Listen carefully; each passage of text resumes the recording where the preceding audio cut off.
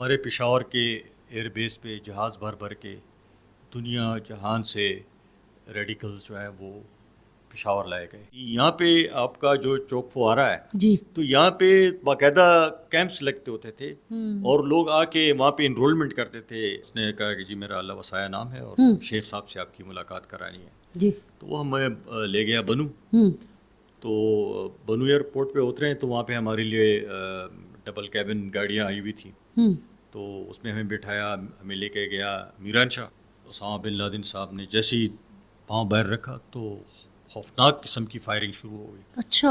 ہر کوئی آ کے اپنی پالیسی ڈال دیتا ہے. باجوہ صاحب اور جنرل فیض صاحب نے ایک پالیسی ڈال دی بیچ میں, ان کو آنے دیا. جب وہ اندر آ گئے تو اب پھر کہ جی یہ بارڈر تو فینس تھا, پھر یہ لوگ کیسے آ گئے؟ کیونکہ یہ ہماری جو پولیٹیکل لیڈرشپ ہے بدقسمتی سے بہت سارے اس میں کمپرومائزڈ ہیں. اٹک کے اس پار لوگوں کو انڈرسٹینڈنگ نہیں ہے کہ ہمارے خیبر پختونخوا میں کیا چل رہا ہے یا بلوچستان میں کیا ہو رہا ہے. Front line Pakistan with Farzana Ali کے ساتھ ایک بار پھر آپ کی خدمت میں حاضر ہیں اور پلیٹ فارم ہے voicepk.net کا. جیسے کہ ہماری روایت رہی ہے کہ فرنٹ لائن میں ہم آپ کو مختلف کرداروں سے ملواتے ہیں. وہ آپ نے دیکھا کہ سیاستدان بھی تھے, گلوکار بھی تھے, ٹرانسجینڈر بھی تھی, خواتین بھی تھے اور مختلف شعبہ زندگی سے تعلق رکھنے والے لوگ تھے. آج جو ہم آپ کو ملوانے والے ہیں وہ ہیں ایک ایسی شخصیت سے یا کہیں کہ ایسے شعبے سے وابستہ فرد سے جو کہ آپ تک انفارمیشن پہنچاتا ہے. آپ بالکل صحیح سمجھے, میں بات کر رہی ہوں صحافی کی. اگرچہ میں بھی صحافی ہوں اور آپ تک ان سارے کرداروں کو پہنچا رہی ہوں, لیکن آج جس صحافی سے میں آپ کو ملوانے جا رہی ہوں وہ اس خطے کی جو صورتحال ہے اس کے چشمدید گواہ ہیں. جب انہوں نے اس صحافت کے شعبے کا آغاز کیا اس وقت یہ جو ہم بارڈر کی بات کرتے ہیں جو کہ ایف پاک بارڈر کہلاتی ہے اور اس خطے کی ایک سچویشن تھی, اس کو انہوں نے نہ صرف اپنی آنکھوں سے دیکھا بلکہ اس کو آپ کے لیے رپورٹ بھی کیا. لیکن اس دوران ان کے ساتھ کیا کچھ ہوا, انہوں نے کیا کچھ دیکھا, کیا ایسی چیزیں تھیں جو آپ تک پہنچا سکے اور کیا ایسی چیزیں تھیں جو آپ تک نہیں پہنچا سکے, اور کیوں نہیں پہنچا سکے وہ بھی آج ہم بات کریں گے. اور ہمارے ساتھ موجود ہیں اسماعیل خان صاحب جو کہ ایڈیٹر نارتھ ہیں ڈیلی ڈان کے اور سینئر صحافی ہیں اور سب سے اچھی بات میرے مینٹور بھی ہیں. بہت شکریہ سر کہ آج آپ ہمارے ساتھ ہیں. بہت شکریہ, thank you for having me Farzana, thank you, always a pleasure. Sir جیسے کہ آپ نے دیکھا یقیناً اگر آپ ہمیں فالو کرتے ہیں تو میں اکثر کہتی ہوں کہ یہ فرنٹ لائن کا ہمارا مقدمہ ہے کہ جس میں ہم مختلف کرداروں کو لاتے ہیں جو کہ اس سارے پروسیس کا حصہ رہے ہیں اور ان کو یہاں پہ لا کے بٹھانے کا اور بات کرنے کا اور لوگوں سے ملوانے کا ایک مقصد ہوتا ہے, اور وہ مقصد ہوتا ہے کہ آپ ان کو بتا سکیں لوگوں کو کہ اس مٹی کے رہنے والوں کے ساتھ ہوا کیا تھا. تو آج آپ جو ایک صحافی ہیں اور ہم سب کے استاد ہیں اور ہم نے آپ کو کام کرتے ہوئے دیکھا اور آپ سے سیکھا, تو آج کچھ اور بھی سیکھنا چاہتے ہیں. لیکن سب سے پہلے ایک سوال جو ہمیشہ پوچھا جاتا ہے, میں بھی آپ سے پوچھ رہی ہوں, کیا واقعی آپ صحافی ہی بننا چاہتے تھے؟ جی بہت دلچسپ سوال ہے فرزانہ, اور میرے لیے آسان بھی ہے کہ میں کیوں بائی چوائس جرنلسٹ ہوں. اس کی سب سے بڑی وجہ یہ ہے کہ جب میں نے ماسٹرز کی تو اس کے بعد پبلک سروس کمیشن میں سیٹس ایڈورٹائز ہوئیں اور میں نے اپلائی کیا اور میں اوور آل میرٹ پہ میں نے ٹاپ بھی کیا. اچھا. تو اس کے بعد کچھ عرصہ میں لگا رہا, لیکن اس دوران رحیم اللہ یوسف زئی صاحب کے ساتھ میں نے ایز این انٹرن کام شروع کیا تھا.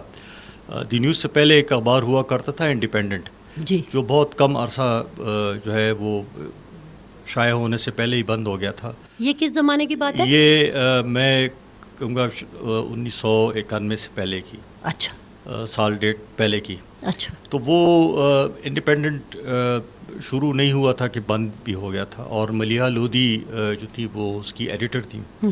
تو اس کے ساتھ میں نے ایز این انٹرن کام شروع کیا. پھر اس کے بعد دی نیوز بیچ میں آ گیا.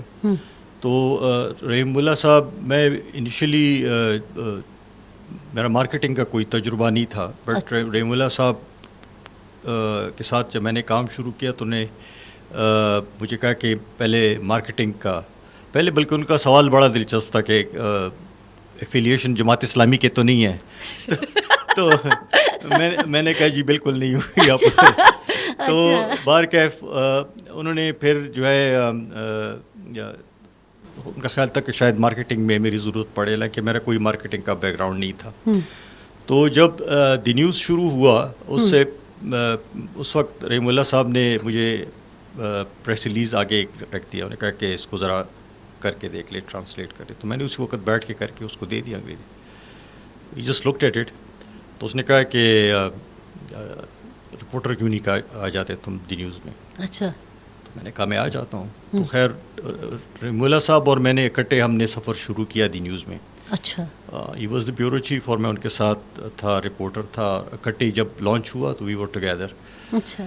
تو کچھ عرصہ میں جو میری جاب کی جو سچویشن تھی میں کافی کنفیوز تھا اس معاملے میں کہ گورنمنٹ جاب کروں. ایز این آفیسر میری اپوائنٹمنٹ پوسٹنگ ہو گئی تھی ہری پور میں. اچھا. تو مجھے رحیم اللہ صاحب سے میں نے پوچھا, میں نے کہا میں بڑا کنفیوز ہوں, مجھے کہیں کیا میں کیا کروں. تو میرے دوست تھے, سینئر تھے اس وقت بھی, فرنٹیئر پوسٹ میں کافی سارے دوست تھے. سید بخار شاہ صاحب تھے, پریزیڈنٹ بھی رہے. تو وہ مجھے اکثر کہتے تھے کہ پشتو میں کہتے تھے کہ تم پاگل ہو, اخبار میں کیا ہے, یہ تو خان کی نوکری ہے, آج ہے تو کل نہیں ہے, اور یہ گورنمنٹ جابز اور پھر gazetted job officer you are made, اور وہاں پہ تو سرکار کی نوکری تو سرکار کی نوکری ہوتی ہے, اب نہ کریں گے.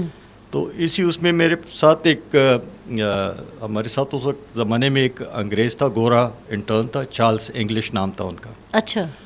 تو ان کے ساتھ میں بیٹھا ہوتا تو میں نے کہا یار میں بڑا کنفیوز. اس نے کہا کہ کیا کنفیوژن ہے. تو میں نے کہا کہ یہ کنفیوژن ہے, آئی کانٹ ڈیسائڈ کہ میں کیا کروں, کیا کرنا چاہیے. تو اس نے کہا کہ کیوں, مسئلہ کیا ہے.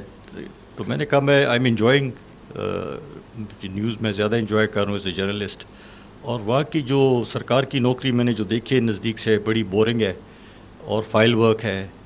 ایک پرانا سا پنکھا لگا ہوتا ہے, باہر ایک پی این بیٹھا ہوتا ہے, فائل آتی ہے, فائل پہ P U C put up for approval, اوپر جاتی ہے پھر نیچے آتی ہے. I'm not doing anything creative.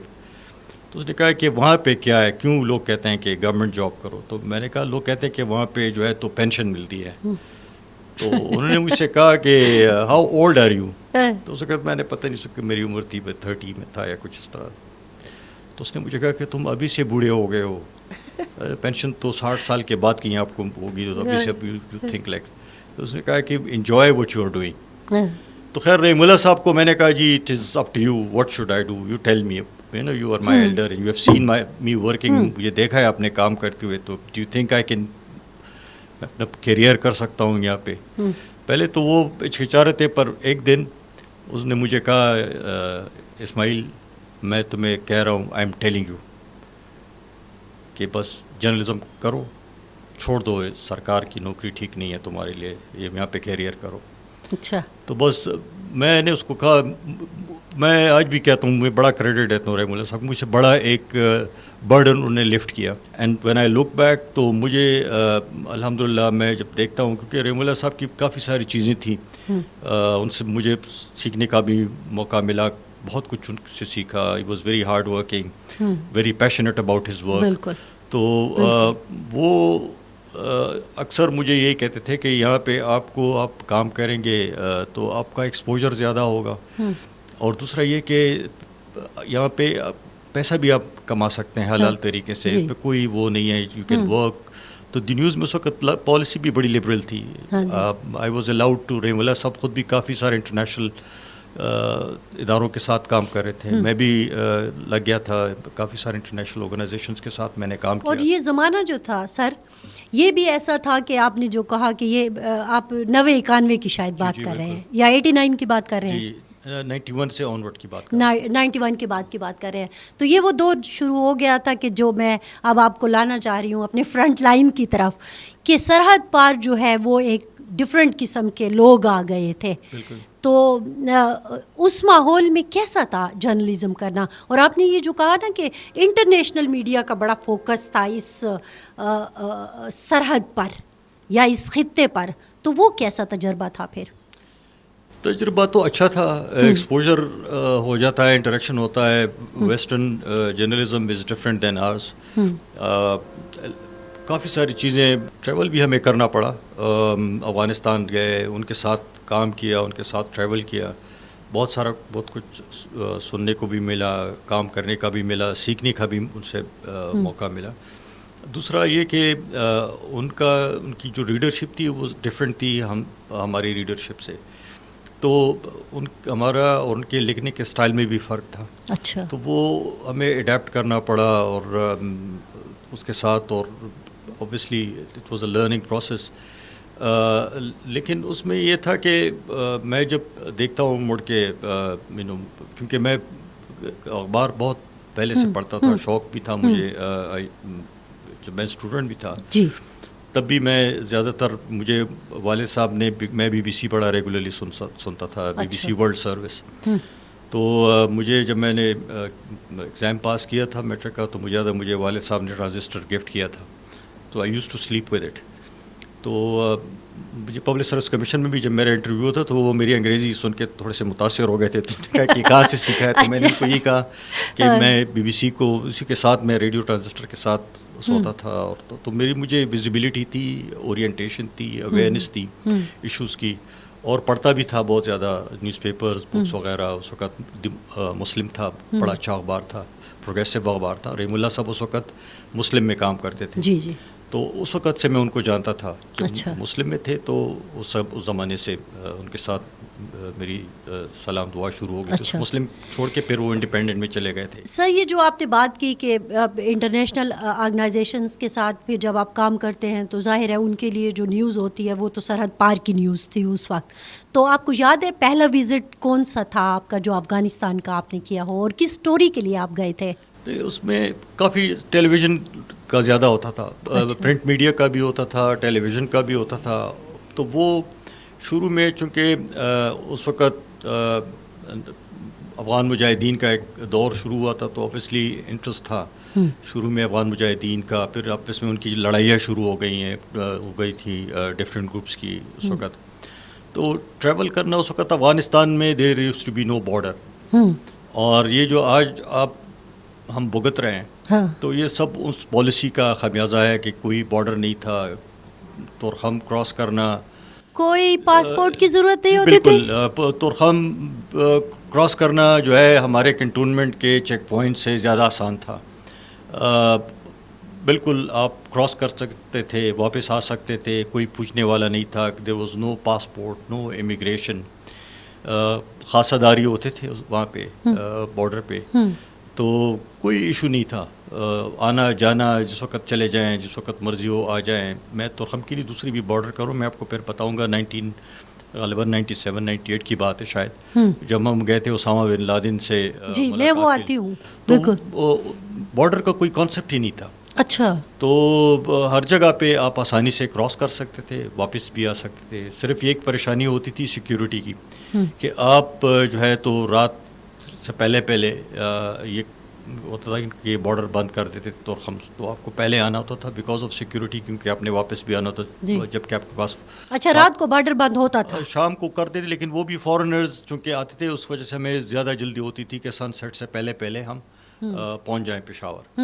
تو ادروائز افغانستان میں ٹریول کرنا, وہاں پہ ڈفرینٹ گروپس تھے, ڈفرینٹ ایریاز ڈفرینٹ گروپس کے پاس ہوتا تھا. کہیں پہ حزب اسلامی حکمت یار کا گروپ تھا, کہیں پہ کسی اور کا گروپ تھا, کوئی اور کمانڈر تھا, کسی کو. ہر کمانڈر کی اپنی ایک چھوٹی سی راجدھانی تھی, اس کا اپنا چیک پوسٹ ہوتا تھا, وہاں پہ چیکنگ بھی ہوتی تھی, وہ لوگوں سے پیسے بھی لیتے تھے. ہم جب پہلی سٹوری کرتے ہیں, انٹرنیشنل سٹوری جب ہم کرتے ہیں, تو ظاہر ہے میں نے بھی جب آغاز کیا اپنے یونیورسٹی کے بعد, تو پہلی چیز جو بہت سراہی جاتی ہے تو وہ آپ کو بڑی خوشی ہوتی ہے. آپ کو احساس ہوتا ہے کہ اوہو, جو خواب میں نے دیکھا تھا آج کم از کم اس کا ایک پہلا سٹیپ جو ہے وہ میں چڑھ گئی یا چڑھ گیا. تو آپ کی جو پہلی انٹرنیشنل, ظاہر ہے آپ نے تو کہا نا کہ انٹرنیشنل اداروں کے لیے آپ کام کر رہے تھے, پہلا ایک دھانسو قسم کا جو انٹرویو ہوگا یقیناً یا سٹوری ہوگی, وہ کیا تھی؟ میں نے سٹوریز کافی کی تھی فرزانہ, اور آنیسٹلی اب تو بچپنا سا لگتا ہے, لیکن جب مجھے پہلا BBC کا چیک آیا تھا تو میں نے اس کی فوٹو کاپی کر کے, میرا خیال تھا اس کو میں اپنے پاس رکھوں. کتنے کا تھا؟ اب مجھے پتہ نہیں کتنے پاؤنڈس کا تھا. اچھا. لیکن جو BBC کا جب پہلا چیک آیا تھا تو وہ میرا خیال تھا کہ میں اس کو رکھوں گا, اپنے فریم کروں گا, because that was my first international broadcasting اس کے ساتھ.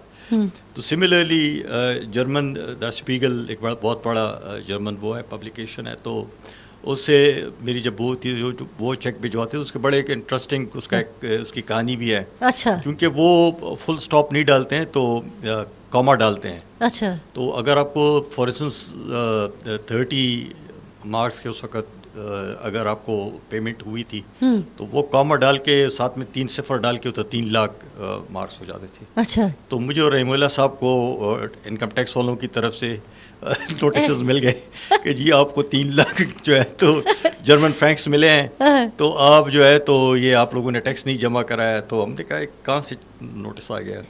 تو جب ادھر گئے, اچھا تھا وہاں پہ ایک آفیسر تھا, اس کو سمجھ پڑ گئی کہ یہ کاما جو ہے اٹ مینس فل اسٹاپ. میں نے کہا پیسے تو ہے نہیں, اگر ہے تو ہمیں دے دیں, ٹیکس بھی کر دیں گے. تو اس طرح کی کافی ساری چیزیں تھیں, لیکن وہ دی ایئرس چیزیں پھر اتنی زیادہ ہو گئی کہ وہ. اور یہ سٹوری کون سی تھی پہلی جو بہت ہٹ ہوئی؟ میرے حساب سے میں نے کافی ساری سٹوریز کی تھی, خاص کر پھر بعد میں جب افغان طالبان کی جب سٹوریز آئی, اس سے پہلے تو میں نیوز ویک کے لیے میں نے کی, دا شپیگل کے لیے کی, دوسرے اس کے لیے میں سٹوریز کرتا تھا, BBC کے لیے کرتا تھا. لیکن مجھے ایکچولی جب جو انٹرنیشنل ایک ریکگنیشن کی بات ہوتی ہے, تو جب میں نے نیو یارک ٹائمز کے ساتھ کام کیا تو وہ اس میں میری جب نیو یارک ٹائمز میں سٹوری چھپتی تھی اس وقت بھی, تو مجھے بڑا مزہ آتا تھا. اچھا. تو کیونکہ وہ آپ کا اس اخبار میں آپ کا نام, میرے ماموں جو ہیں وہ نیو یارک میں رہتے ہیں, تو وہ مجھے اکثر وہاں سے کر کے وہ بھجوا دیتے تھے. And he used to be very proud of me کہ یار میرا جو ہے تو بانچا اس کی سٹوری چھپی ہے نیو یارک ٹائمز میں. تو کافی ساری سٹوریز تھیں. ایک particular there was a story جو میں نے بریک کی تھی, it was a big scope. تو وہاں پہ جو میرے بیورو چیف تھے اس زمانے میں, جن کے ساتھ میں نے سٹوری ان کے ساتھ شیئر کی تھی اور جب ان چھاپی تھی, تو امریکن گورنمنٹ کی طرف سے ان پہ بڑا پریشر آیا تھا کہ آپ اس کو نہ پرنٹ کریں. اچھا. اور کافی سارا پریشر تھا. تو پھر ایڈیٹرز کے ساتھ ان کے خیال میں ایک سینسٹیویٹی تھی ان کے لیے, امریکنس کے لیے. کیوں, کچھ خاص سٹوری تھی؟ ایک سٹوری تھی, ایک بندہ پکڑا گیا تھا. اچھا. جو وہ چھپانا چاہ رہے تھے امریکنس. اچھا. تو وہ مجھے پتہ چل گیا تھا یہاں سے, اور میں نے کافی اس پہ مٹیریل بھی ہاتھ میں لگ گیا تھا.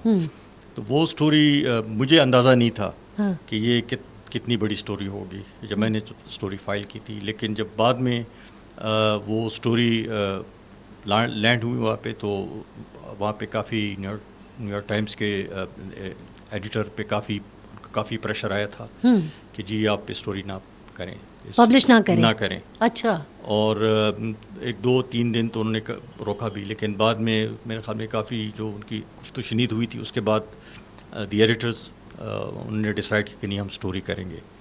اچھا. تو اس کے بعد وہ اسٹوری چھپ گئی تھی. تو مجھے مزہ کافی آیا. دوسرا یہ تھا کہ میں مجھے نہیں پتہ کہ اور کون ہو سکتے ہیں پاکستان سے, لیکن نیو یارک ٹائمز کو جو پولیٹزر ایک ایوارڈ ملا تھا for best reporting on Afghanistan and Pakistan, تو I was one of the team. تو مجھے بھی انہوں نے سرٹیفکیٹ دیا تھا پولیٹزر.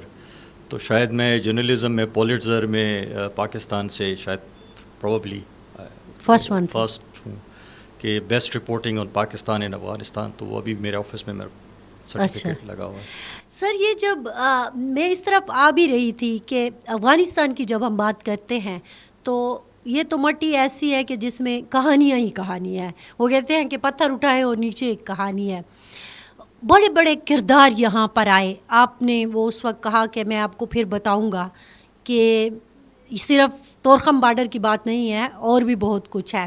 تو یہ جو اسامہ بن لادن کی سٹوری تھی, اس کی بھی مجھے کوئی کہانی سنائے نا کہ یہ کیسے ہوا اور کہاں سے گئے اور کیا کیسے کور ہوئی. فرزانہ, یہ جب افغانستان میں جہاد جس کو کہتے ہیں نا, جی شروع ہوا, جہاد جس کو کہتے ہیں, جی تو جس کو جہاد کہتے ہیں جب وہ شروع ہوا تو پشاور اس سے پہلے it was a different city all together.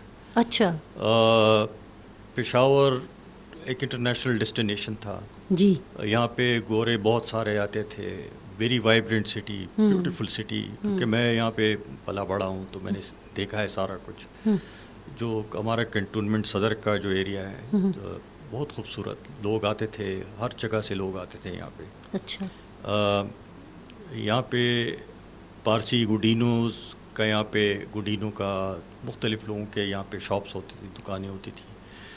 تو جی افغانستان کا جب پروگرام شروع ہوا تو اس کے بعد دنیا بھر سے انہوں نے جہاز بھر کے اور ایجپٹ سے, الجیریا سے, مختلف ممالک سے جو وہاں پہ لوگ تھے انوانٹیڈ قسم کے, جو نہیں چاہتے تھے کہ وہ وہاں پہ رہیں, اور جو جیلوں میں تھے, جو اسلامسٹ ریڈیکلز جس کو ہم کہتے ہیں عرف عام میں, تو وہ جیلوں سے نکال کے ان کو C-130 میں ڈال کے ان کو کہیں کہ جی بس آپ کی تمنا پوری ہو گئی ہے اور افغانستان میں جہاد شروع ہو گیا ہے, تو اب آپ امریکہ کے خلاف جا کے جہاد کریں. اچھا. تو ہمارے پشاور کے ایئر بیس پہ جہاز بھر کے دنیا جہان سے ریڈیکلز جو ہیں وہ پشاور لائے گئے. تو یہ بڑبیر میں نہیں ہمارے پشاور ایئر بیس پہ, پشاور ایئر بیس پہ یہ جو ہے ایئرپورٹ والا. اچھا. تو یہ تو کامن اس میں ہے کہ کافی سارے لوگ ان کو لا کے یہاں پہ بسایا گیا. اچھا. تو اب کا یونیورسٹی ٹاؤن کا سارا علاقہ, بعد میں حیات آباد میں, اس میں بہت سارے عرب ممالک کے لوگ آ گئے تھے. اچھا. تو دوسرے ممالک کے بھی تھے, افریقن اوریجن کے بھی تھے, کافی سارے لوگ آ گئے تھے. اچھا. تو یہ اسامہ بن لادن بھی اسی میں تھے. جی. ایمن الظواہری بھی تھے. جی بالکل. اور ان سے پہلے ایک اور صاحب تھے عبداللہ اعظام. جی بالکل. تو عبداللہ اعظام بھی یونیورسٹی ٹاؤن میں, یہاں پہ ان کے اپنے یہاں پہ مساجد تھے, یہاں پہ وہ ان کی فالوئنگ تھی. وہ ابھی بھی ایک مسجد, ہاں یہاں پہ ان کے سیف ہاؤسز تھے. جی بالکل. مکتب الخدمات کے نام سے ان کا NGO تھا جو کہ ان کو لاجسٹک فراہم کرتا تھا. جتنے عربز آتے تھے کہیں سے بھی, جو بھی آتا تھا جہاد کے لیے, تو ان کو لاجسٹک فراہم کرتے تھے. ان کو ایئرپورٹ پہ ریسیو کرنا, پھر ان کو یہاں پہ کچھ دن یہاں پہ ٹھہرانا, پھر اس کے بعد ٹریننگ دینا, پھر اس کے بعد ان کو افغانستان بھجوانا. ٹریننگ سینٹر بھی تھے, ٹریننگ تھے یہاں پہ ہمارے ٹرائبل ایریاز میں. یہ جو آپ کو سارا کچھ نظر آ رہا ہے, میں آپ جائیں گے اس طرف تو میں آپ کو بتا دوں گا کہ یہاں پہ ٹریننگ کیمپس تھے جہاں پہ ان کو ٹریننگ, افغان مجاہدین کو بھی ٹریننگ ملتی تھی, تو ساتھ میں عربس کو بھی ٹریننگ ملتی تھی. القاعدہ کا وجود نہیں تھا اس زمانے میں, لیکن یہ سارے عرب جو ہے وہ جہاد کے لیے یہاں پہ آ گئے. تو پشاور واز اے میلٹنگ پاٹ فار دیم. یہاں پہ آ کے وہ سارے ایبزارب ہو گئے اس میں, ہمارے سوسائٹی میں, یہ جو آپ کو نظر آ رہا ہے. اور پھر اس کے ساتھ ساتھ پھر دوسری چیزیں شروع ہو گئی. تو یہ تو تھے اس زمانے میں. عبداللہ اعظام بھی تھا, ایمن الظواہری بھی تھا, اسامہ بن لادن, اور بہت سارے لوگ یہاں پہ تھے جو بڑے بڑے کیریکٹرز ہیں. تو اس زمانے میں بھی یہ یہاں پہ تھے. پھر عبداللہ اعظام یہاں پہ یونیورسٹی ٹاؤن میں دھماکہ ہو گیا, اس میں وہ جاں بحق ہو گئے. اس کے بعد پھر اسامہ بن لادن فور فرنٹ پہ آگے تھے اور انہیں لیڈ کرنا شروع, ان کے پاس پیسے بھی تھے. کیا ہم عبداللہ اعظم کو اسامہ بن لادن سے پہلے کا لیڈر بڑا تھا؟ جی بالکل. اس وقت عبداللہ اعظم جو تھے وہ لیڈر تھے, آئیڈیالوگ تھے. اچھا. اور آج بھی ان کی بڑی فالوئنگ ہے. جی بالکل. تو اس زمانے میں Abdullah Azzam was the leader. Osama bin Laden horizon پہ نہیں تھا. اچھا. تو ان کی اسپیچز, ان کے آڈیو کیسیٹس, ان کے سارا کچھ جو ہے تو وہ استعمال ہوتا تھا لوگوں کو کنونس کرنا, ان کو پرسویٹ کرنا کہ وہ آ جائیں. تو پھر یہاں پہ, اور ان کی فنڈنگ بھی ہوتی تھی. جتنے بھی عرب ممالک سے کافی سارے لوگ ان کو فنڈنگ کر رہے تھے. اور سر ان کی, آپ تو پشاور سٹی کے رہنے والے ہیں نا, تو ان کی ٹارگٹ آڈینس جو تھی وہ یہاں بھی تھی اور سارے ہمارے ٹرائبل بیلٹ میں بھی تھی, افغانستان میں بھی تھی. مطلب میں پوچھنا چاہ رہی ہوں ان کی ٹارگٹ آڈینس اس وقت کون تھی؟ ان کا تو ٹارگٹ آڈینس تو اوبویسلی عرب ممالک سے, جو افریقن ممالک تھے مسلمان, وہاں سے ان کا ٹارگٹ آڈینس تھا وہاں پہ کہ وہاں سے لوگ ریکروٹ کر کے لے کر آئیں یہاں پہ. اچھا. لیکن اس کے ساتھ ساتھ پھر یہ تھا کہ ہمارے جو لوکل جماعتیں ہیں یا گروپس ہیں تو انہوں نے بھی شروع کی. مذہبی جماعتیں؟ جی جماعت اسلامی کا تھا, حزب المجاہدین کا ایک گروپ تھا ان کا, تو انہوں نے شروع کیا, ان کی بھی ٹریننگ کیمپس تھے. یہ وہ گروپس تھے جو کہ شروع میں افغانستان میں لڑتے رہے, لیکن جب افغانستان کا معاملہ پیچیدہ ہو گیا اور وہاں پہ ان کو وہ نہیں ہو, تو پھر یہی گروپ جا کے انہوں نے کشمیر میں لڑنا شروع کیا. حزب المجاہدین یا لشکر طیبہ, جتنے سارے گروپس ہیں جو بعد میں آ گئے, تو یہ سارے گروپس پہلے افغانستان میں لڑتے رہے. اچھا. پھر افغانستان سے ڈس انگیج ہو کے تو پھر انہیں ہندوستان کشمیر کا رخ کیا, اور پھر ادھر سے بھی فارغ ہو گئے تو پھر پاکستانی میں شروع ہو گئے. تو یہ سلسلہ جو ہے اس زمانے سے چلتا آ رہا ہے. تو یہاں پہ اس وقت کافی سارے عربس تھے. اچھا. اور ہم انٹرویوز کے لیے اور وہ ایسے گھوم پھر رہے ہوتے تھے. بالکل. مطلب آپ کو ایکسیسیبلٹی کا بھی ایک مسئلہ ہوتا ہے نا, جیسے آج کل کے زمانے میں ہے کہ آپ کو اس تک پہنچنا مشکل ہوتا ہے. اس وقت کوئی پرابلم نہیں تھا. اس وقت یہ تو دیور نارمل ریزیڈنٹس. آپ کو اوبویسلی ایک کانٹیکٹ چاہیے ہوتا تھا, کیونکہ آپ کسی کو تو جانتے نہیں تھے, آپ کو کانٹیکٹ چاہیے تھا, لیکن ملانا کوئی مسئلہ نہیں تھا. ہم نے بہت ساری ڈاکومنٹریز کی, ان کے ساتھ انٹرویوز کیے. اچھا. کافی انٹرسٹنگ قسم کے کیریکٹرز تھے. ایک کیریکٹر تھا یہاں پہ ایجپشن تھا, جو کہ افغانستان میں لڑتا رہا. اس کا پھر ہاتھ بھی اڑ گیا تھا کوئی ہینڈ گرینیڈ میں یا کچھ. اس کی جگہ وہ ہاتھ کی جگہ وہ ہک یوز کرتا تھا. اچھا. تو وہ یہاں پہ پشاور ہائی کورٹ میں اس نے پٹیشن بھی ڈالی ہوئی تھی اگینسٹ ڈیپورٹیشن. اچھا. بعد میں سوچ بھی رہتا وہ غائب ہو, اس کے ساتھ ہم نے انٹرویو کیا. بعد میں کافی عرصے کے بعد مجھے انگلش میڈیا BBC دوسرے اس پہ مجھے اس کی تصویر نظر آئی کہ وہ لندن میں پہنچ کے وہاں پہ ایک مسجد کا امام بن گیا تھا. اچھا. لندن میں. اچھا. تو وہ وہاں پہ اس کی تصویر آئی, تو میں نے کہا یار اس بندے کو تو میں نے کہیں پہ دیکھا ہوا ہے. تو پھر مجھے ریکال ہوا, پھر میں نے اس کی سٹوریز نکالی, تو مجھے احساس ہوا کہ یار یہ تو وہی ہے جو یہاں پہ ہم اس کو انٹرویو کرتے رہے. پھر انگلینڈ پہنچ گیا, تو وہ اس پہ یہ تھا کہ یہ he was inciting people against, وہاں پہ لوگوں کو وہ کرتا جہاد کے لیے. تو وہ اس کو ڈپورٹ کرنا چاہ رہے تھے, جس ملک سے بھی آیا تھا, مجھے اب نام یاد نہیں ہے, لیکن وہ ڈپورٹ کرنا چاہ رہے تھے. تو اس کا وہ ہوک والا ہاتھ مجھے ابھی تک یاد ہے کہ وہ اس قسم کے, تو یہ کافی سارے اس قسم کے کیریکٹرز تھے. تو ساتھ ساتھ میں پھر یہاں پہ بھی ریکروٹمنٹ ہوئی. اچھا. اور یہاں پہ جگہ جگہ پہ آپ کو جس طرح یہاں پہ نجومی کے وہ اشتہار لگے ہوتے ہیں دیواروں پہ, تو اس طرح وہ چونا اور اس پہ لگا کے پینٹر سے لکھواتے تھے کہ جی 40 دن کی ٹریننگ آپ ہم سے لیں اور ہم آپ کو ٹریننگ دیں گے. تو it use to be an open affair. اچھا. ریاست کہاں تھی سر؟ اسٹیٹ پیٹرنیج کے بغیر تو نہیں تھا نا. تو ریاست کہاں تھی؟ حکومت کی کس کی تھی؟ ریاست نے اس وقت جو اسٹیٹ کی پالیسی تھی, ریاست کی پیٹرنیج اور ریاست کی پالیسیز تھیں, اوپن ریکروٹمنٹ ہوتی تھی. یہاں پہ آپ کا جو چوک فوارہ ہے, تو یہاں پہ باقاعدہ کیمپس لگتے ہوتے تھے, اور لوگ آ کے وہاں پہ انرولمنٹ کرتے تھے ٹریننگ کیمپس کے لیے, اور اس کے لیے تو باقاعدہ رجسٹرز ہوتی تھیں, باقاعدہ ان کو ٹریننگ, ان کے آفیسز تھے یہاں پہ. تو یہ تو پروگرام اس زمانے سے شروع ہوا. آپ کی ملاقات ہوئی اسامہ بن لادن سے؟ جی. اچھا. تو وہ کیا کہانی تھی, یہیں ہوئی یا پھر ادھر افغانستان میں جا کے؟ یہ میں صبح میں ناشتہ کر رہا تھا, تو مجھے رحم اللہ صاحب کی کال آ گئی صبح. تو انہوں نے مجھے کہا کہ اٹھے ہوئے ہو؟ تو میں نے کہا جی میں ناشتہ کر رہا ہوں. تو انہوں نے کہا کہ یار ایک بڑا مشکوک بڑا مسٹیریس قسم کا ایک بندہ آیا ہوا ہے. تو وہ کہتا ہے کہ جی آپ کو ملانا ہے اسامہ بن لادن سے. تو کہتے تو آپ کا بھی ٹکٹ ہے لے کر آیا ہے, ایئر ٹکٹ, اور میرا بھی لے کر آیا ہے. ٹکٹ وہ لے کے آیا؟ وہ لے کر آیا تھا. اچھا. تو کہتا ہے کہ یار ہے بڑا مسٹیریس قسم کا, کیا کریں؟ تو میں نے کہا کیا کرتے ہیں سر, چلتے ہیں. میں نے کہا از اے بگ مین. تو میں نے کہا زیادہ سے زیادہ کیا ہو جائے گا, اغوا ہو جائیں گے, تو it will be a big story. تو اس نے کہا کہ اچھا تو پھر اس طرح کرو, تیار ہو جاؤ, فوراً پہنچو. ہم نے پتہ نہیں 10 بجے کے کتنے بجے ہم نے ایئرپورٹ پہنچنا ہے. اچھا. تو بس میں جلدی پیکنگ ویکنگ کر کے اور آفس پہنچا. اس کے بعد میں اور رحم اللہ صاحب ایئرپورٹ گئے, تو وہی مسٹیریس کیریکٹر جو تھا وہ ہم سے ملا. جی.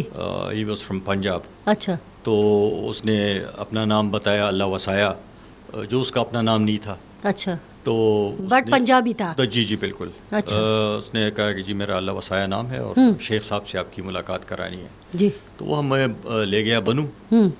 تو بنو ایئرپورٹ پہ اترے ہیں تو وہاں پہ ہمارے لیے ڈبل کیبن گاڑیاں آئی ہوئی تھیں. تو اس میں ہمیں بٹھایا, ہمیں لے کے گیا میران شاہ. تو وہاں پہ ایک کشمیری, وہاں پہ تو کافی سارے گروپس میں آپ کو بتا رہا ہوں کہ ان کے بھی ٹریننگ کیمپس تھے نا کشمیریوں کے لیے. جی جی. تو وہاں پہ ان کے جو سیف ہاؤس تھا وہاں میں انہیں ٹھہرایا اور ہمیں کہا کہ جی تھوڑی دیر آپ آرام کر لیں, کھانا وانا کھا لیں تو پھر آپ کو بارڈر کراس کراتے ہیں. اچھا. تو اس کے بعد ہم انتظار کرتے رہے. انہوں نے کہا کہ جی شام کو چلیں گے. تو وہ ہمارے ہم گاڑی میں بٹھایا انہوں نے, تھوڑا ہم نے ڈرائیو کیا. اس کے بعد انہیں کہا کہ جی آپ گاڑی سے اتر جائیں, ہم واک کریں گے اور آپ کے سوٹ کیسز جو ہیں آپ کو بارڈر کے اکراس مل جائیں گے. جی مل جائیں گے. اچھا. تو پھر میں اور رحیم اللہ صاحب اور کچھ وہ سب, ہمارا جو گائیڈ تھا وہ ہم سے آگے آگے تھا اور ہم اس کے پیچھے پیچھے جا رہے تھے. رات کو تاریکی میں نظر بھی نہیں آ رہا تھا کچھ. رات کو آپ ٹریول کر رہے تھے؟ تھے؟ رات کو ہم واک کر رہے تھے اور تاریکی میں نظر نہیں آ رہا تھا. ہماری جو اکلوتی جو لائٹ تھی وہ میں نے اس پہ ایک سٹوری کی تھی کہ ایک چاند تھا جو کبھی کبھی بادلوں میں سے نکل آتا تھا تو تھوڑی سی نظر آ جاتی تھی یہ راستہ وغیرہ. ٹارچ وارچ نہیں؟ کوئی کچھ نہیں تھا, وہ الاؤڈ بھی نہیں تھا. اچھا. کیونکہ ہم سے کچھ فاصلے پہ چیک پوسٹ تھی. اچھا. فرنٹیئر کور والوں کی. اچھا. تو وہاں سے کھانسنے کی آواز بھی آتی تھی. تو انہوں نے کہا کہ جی آپ نے اگر انہوں نے آواز دی تو پھر آپ نے بھاگنا نہیں ہے بیکاز دے میں شوٹ. جی. تو آپ نے پھر رکنا ہے اسٹریٹ کیا لیٹ جانا ہے. تو ہم رات کو بس ٹریول کرتے رہے. پھر مجھے پتہ بھی نہیں چلا, وہ ہمارا جو گائیڈ تھا انہوں نے کہا کہ جی بس اب ہم افغانستان میں آ گئے ہیں. تو ہم میں پیچھے دیکھ رہا تھا, میں نے کہا افغانستان کہاں پہ ہے, کہ کوئی بارڈر, کوئی چیز, کوئی لینڈ, کوئی باڑ, نتھنگ. there was nothing. اچھا. honestly میں واپسی پہ بھی یہی میرے ساتھ ہوا کہ واپسی پہ بھی اسی طرح تھا. جو ہمارا گائیڈ تھا پنجابی سے تھا, تو وہ ہمیں افغانستان سے پاکستان جب کراس کروا رہا تھا پہاڑوں میں سے, ادھر سے جو راستہ تھا زیادہ تر پلین ایریا تھا. اچھا. واپسی پہ پہاڑوں میں سے ہم آ گئے تھے. اچھا. تو وہ بھی جب ہم کراس کیے تو نے کہا کہ اب ہم پاکستان میں ہیں. تو میں دیکھ رہا تھا کہ یہ پاکستان کہاں, کیسے پتہ چلا؟ چیز تو ہوگی نا جہاں سے پتہ چلے کہ یہ پاکستان ہے, کوئی نشان ہوگا, کوئی تیر کا نشان ہوگا, کچھ ریڈ لائن, کچھ بھی نہیں تھا. تو وہ ہمیں اس نے واک کرایا. جی. اور کافی واک کے بعد جب ہم افغانستان میں بھی انٹر ہو گئے تھے, اس کے بعد وہ جو گاڑیاں جس میں ہمارا جو سوٹ کیس ہمارے پڑے ہوئے تھے وہ گاڑی ہمیں ملنے آ گئی وہاں پہ. تو وہاں پہ پھر ہم گاڑی میں بیٹھے. پھر ہمیں آپ کو ان گاڑیوں میں کیوں نہیں لے کے گئے کہ سوٹ کیس گاڑیوں میں آ رہے ہیں؟ I don't know کہ کیا وجہ تھی کہ گاڑی میں نہیں لے کے گئے. لیکن یہ معاملہ اور بھی مشکوک ہو گیا ہے. میں اللہ وسایہ جو تھا, اللہ وسایہ کا جو تھا نا وہ ہمیں لے کے گیا. اچھا اس کے بعد جب ہمیں گاڑی میں بٹھایا وہ ہمیں دور سے ہمیں نظر آ رہا تھا کیونکہ کافی تاریکی تھی اس وقت. صرف ایک پہاڑی تھی جس پہ لائٹ نظر آ رہی تھی. اچھا. تو وہ ہمیں سمجھ پڑ رہی تھی کہ جو ہم نزدیک آ رہے تھے کہ شاید یہی ہماری ڈیسٹینیشن ہے. جی. تو وہ ہمیں لے کے جا رہا تھا. تو 2 گاڑیاں, تو آگے سے پھر ان کا جو وہاں پہ ایک ٹریننگ جو کیمپ تھا تو اس کا اس میں 3 سیکیورٹی کارڈن تھے. ایک اچانک کوئی گن مین سامنے آ گیا اور RPG لے کے سامنے, تو رک گئے. تو پھر اللہ وسایہ نے ان کو کوئی کوڈ ورڈ تھا رات کو, تو کہا کوڈ ورڈ تو انہیں پھر جانے دیا. پھر تھوڑا سا ٹریول کیا, پھر ایک اچانک ایک اور سامنے آ گئے. کہیں سے نکل آ جاتے تھے, بالکل سامنے کچھ نہیں ہوتا تھا, بس ایک دم آ جاتے ایک دم. تو کافی گھبراہٹ بھی ہوتی تھی ہمیں کہ پینک ہو جاتا تھا نا کہ کیا ہو گیا ہے. تو وہ پھر اللہ وسایہ بتاتا تھا. پھر تو 3 سیکیورٹی کارڈنس کر کے پھر ہم پہنچے ٹریننگ کیمپ میں. تو وہاں پہ تو جنگل میں منگل تھا, کمرے بنے ہوئے تھے, جنریٹرز لگے ہوئے تھے. تو انہوں نے کھانا وانا کھلایا, پورا لک آفٹر کیا. صبح پھر ہمیں پتہ چلا کہ صبح چونکہ ان کی ٹریننگ شروع ہو گئی تھی, وہ مشقیں وغیرہ, تو سارے پاکستانی تھے وہاں پہ. اچھا. خوست میں. اچھا. تو یہ آپ خوست پہنچ گئے تھے؟ ہم خوست پہنچ گئے تھے. اچھا. تو وہاں پہ وہ ٹریننگ کیمپس میں ہم نے 2 راتیں گزاری اور ہمیں وہ 2-3 عرب آگے تھے ملنے کے لیے. اچھا. وہ کہہ رہے تھے کہ جی شیخ صاحب نے آپ کو سلام بھیجا ہے اور وہ مصروف ہیں, ان کی میٹنگ چل رہی ہے, اچھا. ابھی آئیں گے, تھوڑی دیر بعد آئیں گے, صبح آئیں گے, شام کو آئیں گے. تو اسی میں ہم نے 2 راتیں جو ہیں وہاں پہ گزاری, آسمان کے نیچے لیٹ لیٹ کے تارے گنتے رہے. But it was an interesting episode. اور یہ جو سر ادھر پھر اس طرف آتے ہیں, یہ جو آپ نے کہا کہ وہاں پہ زیادہ تر پاکستانی تھے, تو یہ پاکستانی تو پختون تھے یا کسی اور صوبوں سے بھی تھے؟ نہیں, اس میں ہمارے پختون بھی تھے, اچھا. لیکن زیادہ تر تھے دوسرے صوبوں کے تھے, زیادہ تر پنجاب کے تھے. اچھا. ادھر سے لوگ آتے تھے کیونکہ یہ جو ٹریننگ کیمپ تھا this was probably specifically for Kashmir. اچھا. تو اوبیسلی لینگویج ایک ایشو ہوتا ہے تاکہ ان کو لینگویج آتی ہو, سارا کچھ آتا ہو. تو میجر پروگرام ادھر سے ہوتا تھا, ہمارے بھی لوگ جاتے. جو جس طرح میجر مسعود گل آپ نے نام سنا ہوگا, تو وہ تو یہاں کا تھا. اچھا. تو اس نے بھی کافی نام کمایا تھا اسی میں, وہاں پہ کشمیر میں جا کے لڑکے. تو 2 دن جب دوسرے دن پھر ہمیں پھر وہ عرب دوست جو ہیں وہ ملنے آئے, تو انہوں نے کہا جی بس اٹس ٹائم ٹو گو. تو گاڑی میں بٹھایا. اچھا. تو 3-3.5 گھنٹے تک وہ ہمیں خوش میں پھراتے رہے, پہاڑوں میں, نالوں میں, ندیوں میں. عجیب ایک تھا. اچھا. تو 3.5 گھنٹے وہ پھراتے رہے. پھر اسی طرح ایک جگہ لے کے گئے, اسی طرح 3-4 جگہ پہ ان کا سیکیورٹی تھا, لوگ آتے تھے, وہ پھر کوڈ ورڈ میں بتاتے تھے اپنا پاسورڈ بتا کے وہ چھوڑ دیتے تھے. پھر دوسری جگہ پھر پاسورڈ, پھر تیسری جگہ پھر پاسورڈ. اس کے بعد پھر وہ ہمیں لے کے گئے, کھلا سا میدان تھا اور اس میں کمرے بنے ہوئے تھے, ایک چھوٹا سا ہال بھی تھا, کمرے بھی بنے ہوئے تھے. تو وہ ان کا عربوں کا ٹریننگ کیمپ تھا. اچھا. تو وہاں پہ پھر انہوں نے کہا کہ جی آپ کو ہم ایک شو دکھانے جا رہے ہیں. اچھا. تو میں اور رحیم اللہ صاحب ہم سارے اسی طرح کھڑے, ہم اندر تھے, پہلے تو گپ شپ لگاتے رہے ان کے ساتھ. تو پھر انہوں نے ہمیں باہر نکالا. کون سی زبان بول رہے تھے؟ انگریزی بول رہے تھے. انگریزی بول رہے تھے. ان کا ایک جو مترجم تھا, کوئی ڈاکٹر تھا. اچھا. وہ انگریزی اچھی فلوئنٹ انگریزی بولتا تھا, تو وہ ہمیں بتاتا تھا, ساتھ میں بتاتا تھا سارا کچھ. تو اس کے بعد نے کہا جی آپ باہر آ جائیں. تو ہم باہر نکلے. پھر ہمیں دور سے بالکل جس طرح فلموں میں آپ کو ایک سین نظر آتا ہے, دور سے ہمیں دھول اٹھتی ہوئی نظر آئی. اچھا. بہت زیادہ. اور دھول میں سے پھر ایک بلیک گاڑی نکلی ہے, ڈاٹسن ڈبل کیبن ٹائپ کی. پھر اس دھول میں سے دوسری نکلی ہے, پھر تیسری بالکل قطار میں. اچھا. اور ہماری طرف دوڑ کے بالکل ہائی اسپیڈ میں. اچھا. تو آئے ہیں. پھر جیسی پہلی گاڑی رکی, اس میں سے پیچھے سے جو ہے وہ بلیک کپڑوں میں لوگ جب نکالا, انہوں نے نقاب پہنے ہوئے تھے. اچھا. دروازے کھلے ہیں. پھر اسامہ بن لادن صاحب نے جیسے ہی پاؤں باہر رکھا تو خوفناک قسم کی فائرنگ شروع ہو گئی. اچھا. آل اراؤنڈ ہمیں پتہ نہیں تھا, جتنا ہمارا جو جہاں پہ یہ پروگرام چل رہا تھا, تو ہر جگہ پہاڑوں پہ ان کے بندے تھے, اور انہوں نے سیلیبریشن میں فائرنگ شروع کی. اچھا. اور راکٹس مارے انہوں نے, دھماکے اور فائرنگ. اور مجھے یقین کریں, مجھے احساس تو خوف ہو گیا شاید اٹیک ہو گیا ہے. اچھا. کیونکہ اسامہ بن لادن آ رہے تو شاید ظاہر اٹیک ہو گیا. بالکل. لیکن ایوری بڈی وہ سو ریلیکس وہاں پہ. جو میں نے اپنی سٹوری میں نے ڈسکرائب کیا, میں نے ایک بیچارہ کتا جو تھا نا, وہ اس خوف اور دہشت کی وجہ سے وہ اتنی سپیڈ سے دوڑا کہ اس کو جگہ نہیں مل رہی تھی کہ کہاں پہ جا کے چھپ جائے. اچھا. اور جس طرح کارٹونز میں بریک لگاتے ہیں نا, بندہ دوڑ رہا اور اسکریچ کی آواز آتی ہے, بالکل اسی طرح وہ کتا دوڑتے دوڑتے اس کو ایک سوراخ نظر آیا, اور اس نے پھر بریک ماری ہے جس طرح, اور پھر اس میں گھسا ہے. تو مجھے احساس ہوا کہ یہ کتنی دہشت ہوتی ہے اس چیز کی.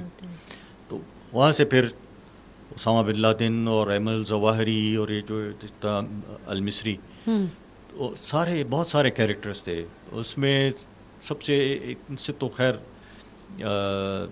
ملاقات ہوئی, لیکن وہاں پہ مجھے جو سب سے زیادہ مجھے فیسنیٹ کیا وہ شیخ عمر عبد الرحمن کے صاحبزادے بھی تھے. شیخ عمر عبد الرحمن ایک ایجپشن اسکالر تھے اور بلائنڈ تھے.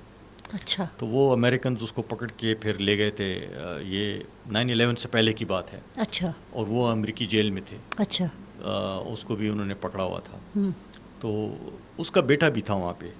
اچھا. اس نے انٹروڈکشن کرایا. وہ ہمارا ڈرائیور بھی بعد میں لے کر بھی آیا واپس. اچھا. گاڑی کا ڈرائیور بھی وہی تھا. اچھا. تو پشتو 1-2 عربی جو تھے وہ بالکل کنداری پشتو بولتے تھے. روانی صاحب کو بالکل یہ یقین بھی نہیں ہوتا ہوگا کہ وہ یہ عربی ہیں, کہ یہ عرب ہیں. اچھا. ہاں.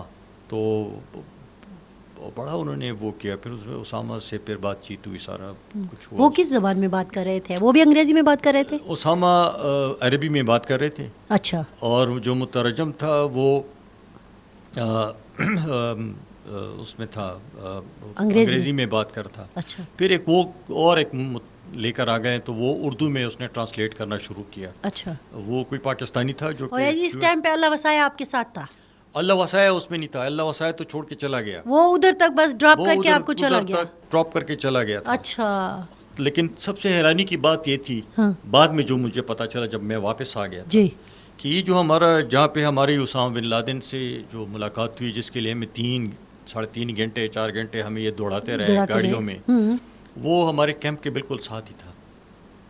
اچھا. تو یہ اتنے ڈاج کرنے کے لیے بالکل, تاکہ ہماری اورینٹیشن خراب ہو. تو وہ بڑا, بلکہ انہوں نے تو کیمرے بھی نہیں الاؤ کیے. اچھا. کہ جی آپ صرف بات کرنی ہے, آپ نے بات کرنی ہے, آپ کو جو چیزیں چاہیے وہ ہم آپ کو ویڈیوز بھی آپ کو دے دیں گے, آپ کو آڈیوز بھی دے دیں گے. آپ کو تصویر بنانے کی اجازت نہیں تھی؟ آپ کو تصویر بنانے کی بالکل اجازت, آپ تصویر نہیں کریں گے. تو کوئی کیمرہ کوئی الاؤڈ نہیں تھا.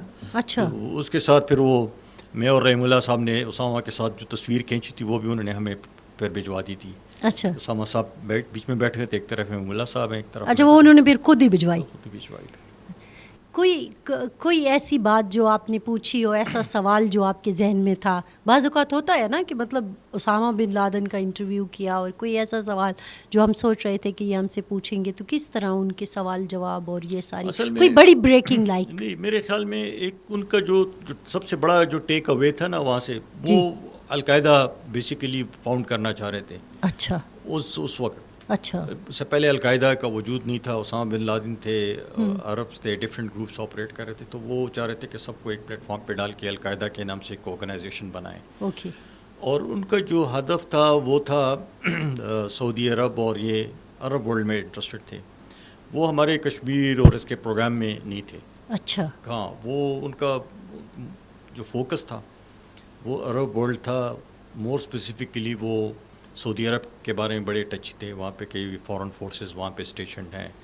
اور یہ تو وہ اس حوالے سے کیا کہتے تھے کہ یہ پورے عرب کنٹریز جو ہیں اس پہ ایک اسلامی مملکت ہوگی؟ نہیں, وہ مملکت کی بات نہیں کر رہے تھے. ان کا تھا کہ یہ ہم نے ان کے خلاف جہاد کرنا ہے, فورن فورسز کے خلاف جنہوں نے ٹیک اوور کیا ہوا ہے عرب ورلڈ کو. اچھا. اور کافی جذباتی بھی تھے. مجھے ابھی بھی یاد ہے کہ وہ بات کرتے کرتے ان کے آنکھوں میں آنسو بھی آ گئے تھے. اچھا. بہت زیادہ جذباتی تھے اس حوالے سے. اچھا. کشمیر پہ ایک سوال دو پوچھے, لیکن he was not interested in Kashmir, more interested in the Arab world. Okay. اور یہ 9/11 سے پہلے کی بات ہے؟ 9/11 سے پہلے کی کتنے پہلے؟ بہت پہلے کی بات تھی. ہم گئے تھے میرے خیال میں 97-98 میں اس طرح. اچھا. اور انہوں نے کوئی ذکر کیا تھا میرے خیال, اس کے بعد کچھ عرصے کے بعد کوئی ایک ہوا بھی تھا, کوئی انسیڈنٹ ہوا تھا, کہا تھا کہ بہت جلد آپ کو خوشخبری ملے گی, اس طرح کی کوئی بات کی تھی. اچھا. وہ خوشخبری اس کے بعد ایک بہت بڑا واقعہ ہوا تھا. مجھے چونکہ ڈیٹس میں کنفیوز ہو رہا ہوں, لیکن کوئی ایک بہت بڑا انسیڈنٹ ہوا تھا. تو اسامہ بن لادن تھے بڑے سمپل ٹائپ کے. جب ہم چائے بھی پی رہے تھے, ہمارے ساتھ بیٹھے ہوئے تھے اسامہ بن لادن تھے, رحیم اللہ صاحب تھا, میں سارے ساتھ بیٹھے ہوئے تھے. تو اس میں پھر پریس کانفرنس تو ختم ہو گئی تھی, جو انہوں نے بات کرنی تھی سارا کچھ نیوز وغیرہ. تو ابھی وہ صرف اسمال چیٹ وغیرہ. تو میں نے ان کو کہا, میں نے کہا آپ کے بارے میں یہ کہ آپ بڑی فنڈنگ آپ کو ہوتی ہے, ویری رچ ہیں آپ, بہت زیادہ پیسے ہیں آپ. تو انہوں نے کہا کہ نہیں, دل سے جو ہے انسان کو رچ ہونا چاہیے. تو چائے وائے پی کے پھر اس کے بعد وہ ادھر سے نکل گئے. تو اور ہم واپس آ گئے اپنے کیمپ. اچھا. اور اس کے بعد پھر ہماری واپسی شروع ہو گئی, تو ہم واپس آ گئے. لیکن اس یہ سارا کتنے دن کا سفر تھا؟ 3-4 दिन का था, 3-4 दिन का था वहाँ पे। اور اسی روٹ سے جس سے گئے تھے نہیں، واپس بھی اسی آئے؟ سے واپسی پھر ہماری پہاڑوں سے ہوئی. اچھا پہاڑ اور پھر اس وقت ہمارا جو گائیڈ تھا he was a different young man. اچھا وہ کشمیر میں بھی لڑ کے آیا تھا تو وہ ہمیں مزے لے کے بتا رہا تھا کہ وہاں پہ انہوں نے کیا کیا، کشمیر کہاں پہ لڑے ہیں. And he was Pakistani? Pakistani تھے یا کہ کیا ہم نے کیا وہاں پہ اور کیا کیا. تو وہ بتا رہا تھا کہ کہاں پہ اس نے جنگیں لڑی. بہت ینگ تھا، میرے خیال میں ہارڈلی 20s میں تھا. He was Punjabi? اردو میں بات کر رہا تھا، موسٹ لائکلی ہی تھا پنجابی کا تھا کوئی. تو وہ ہمیں بتا بھی رہا تھا کہ کیا ہوا کیا نہیں ہوا. اور پھر اسی نے بتایا کہ جی اب پاکستان پہنچ گئے، مبارک ہو. تو وہ میں نے دیکھا پھر پہاڑوں میں کہا. ویسے عجیب سی بات ہے کہ پہلے کہیں اور، پھر بنو، پھر میران شاہ، آپ پشاور سے جا رہے ہیں.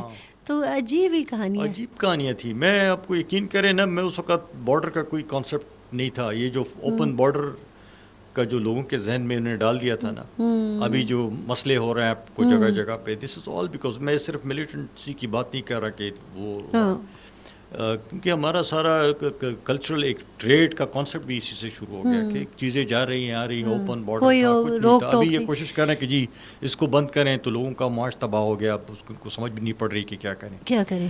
تو یہ اسامہ کا جو سب سے پھر ایک انٹرسٹنگ جو بڑا ایک اسپیکٹ تھا، وہ 9/11 کے بعد پھر جب انہوں نے لوگوں کو پکڑ کے گوانتانامو لے کے گئے، تو وہ ان کی جو ویڈیوز تھی، انہوں نے تو خود ویڈیوز بھی ان کے ہاتھ لگ گئی تھی، سارا کچھ لگ گیا تھا. تو جو ویڈیوز تھی تو ویڈیوز میں اس ایونٹ کی بھی ویڈیوز تھیں، اور یہ خود القاعدہ نے بھی جگہ جگہ پہ شیئر کی تھی چیزوں کو. تو اس ویڈیو میں میں اور رحیم اللہ صاحب بھی نظر آ رہے تھے کہ وہاں پہ تھے.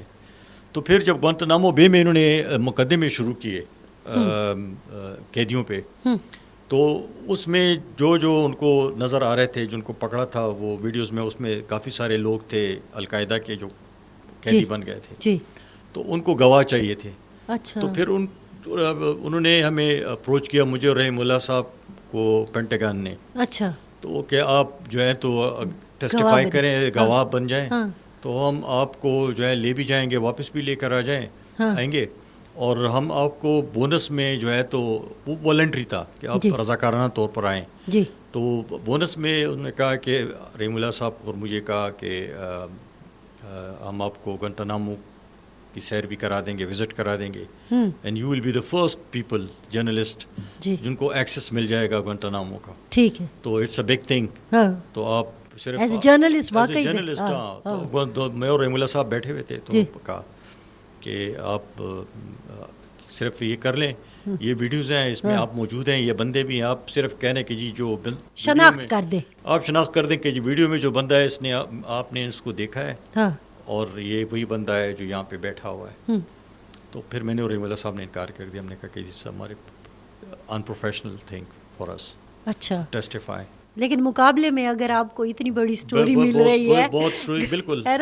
مجھے وہ مرتضیٰ ملک صاحب کی اللہ بخشے مسلم میں تھے، تو مجھے ان کی بات بھی یاد آ گئی تھی کہ ہم ایک دفعہ چترال گئے تھے اور پل پہ کھڑے تھے اور نیچے چترال ریور تھا. تو مرتضیٰ صاحب نے کہا کہ آپ فرض کر لیں ہم میں سے کسی ایک کا دماغ خراب ہو جائے اور چھلانگ مار دے تو باقی دو کیا کریں گے. تو میں نے کہا سر مجھے تو تیرنا آتا نہیں ہے، میں یہ کروں گا کہ چیخوں گا، چلاؤں گا کہ اس کو ہیلپ کریں، وہ کریں.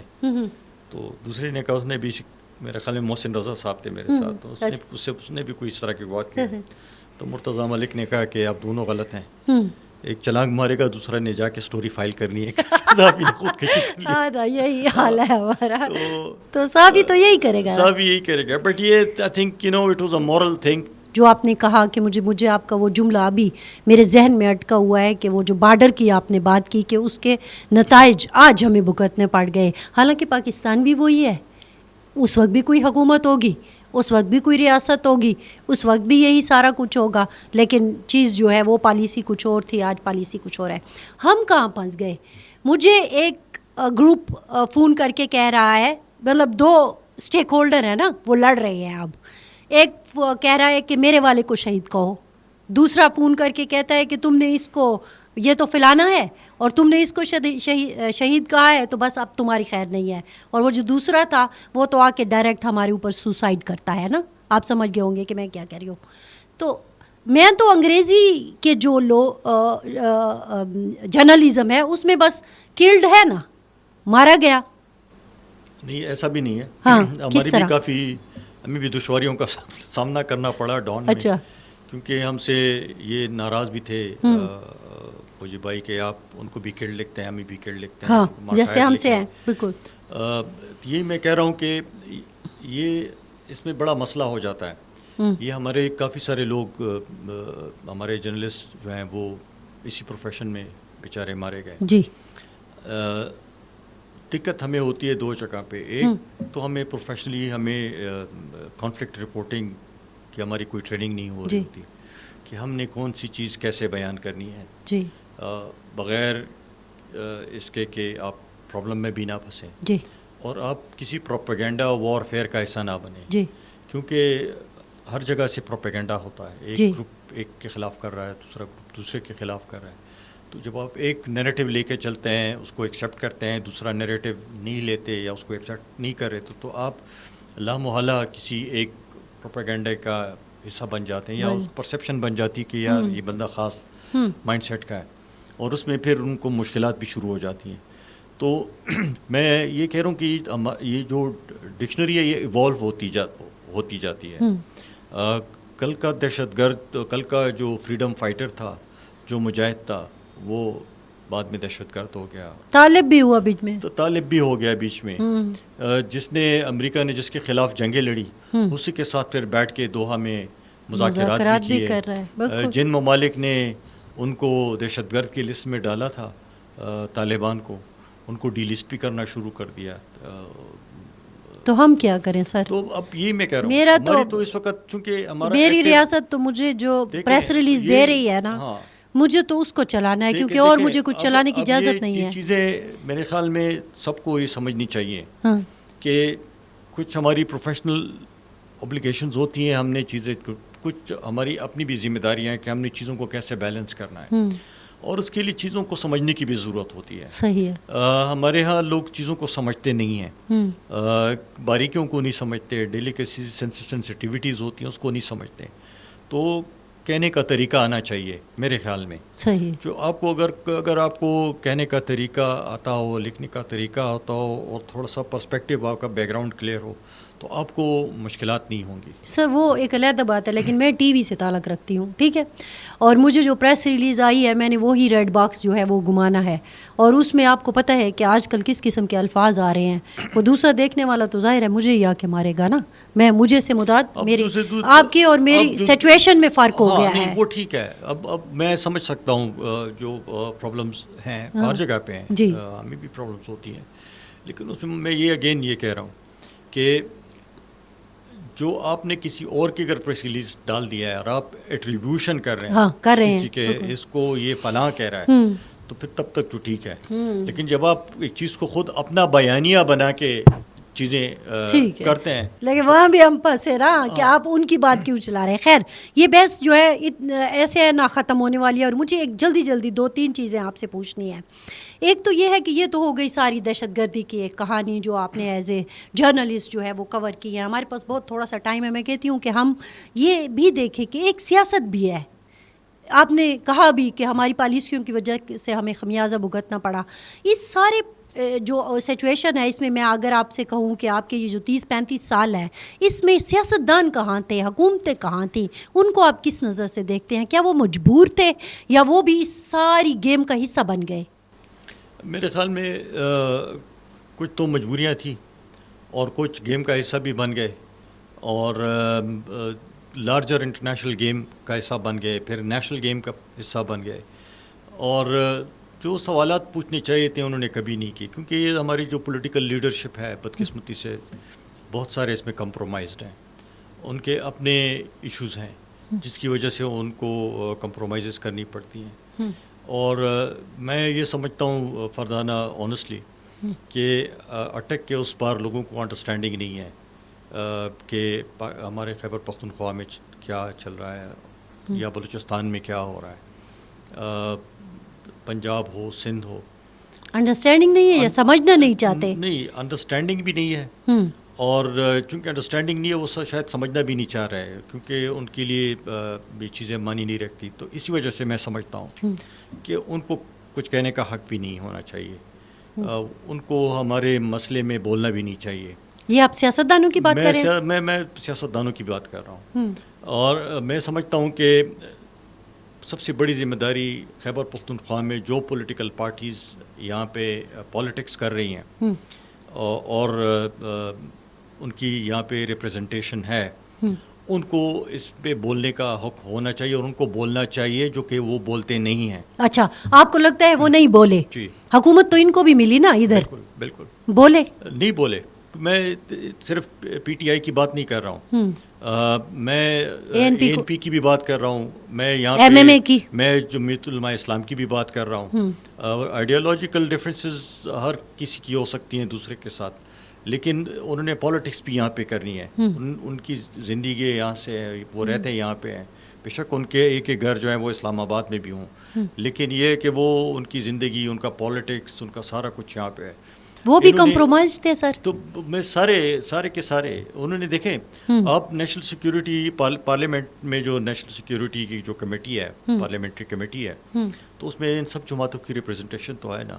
جب وہاں پہ آپ کو اسٹیبلشمنٹ کی طرف سے آپ کو بریفنگ دی جاتی ہے, آپ کی رائے لی جاتی ہے کہ جی کیا کریں, کیا پالیسی ہونی چاہیے نہیں ہونی چاہیے, اور آپ وہاں پہ اس پہ بات نہ کریں, انڈورس کر دیں, خاموش ہو جائیں, اور اس کے بعد پھر باہر نکل کے پھر آپ چمگوئیاں شروع کر دیں, پھر کہیں کہ جی تو یہ غلط ہے, تو یہ تو میرے لیے کوئی معنی نہیں رکھتا. آپ کو اس وقت بات کرنی چاہیے تھی یا کرنی چاہیے جہاں پہ میٹر کرتی ہے.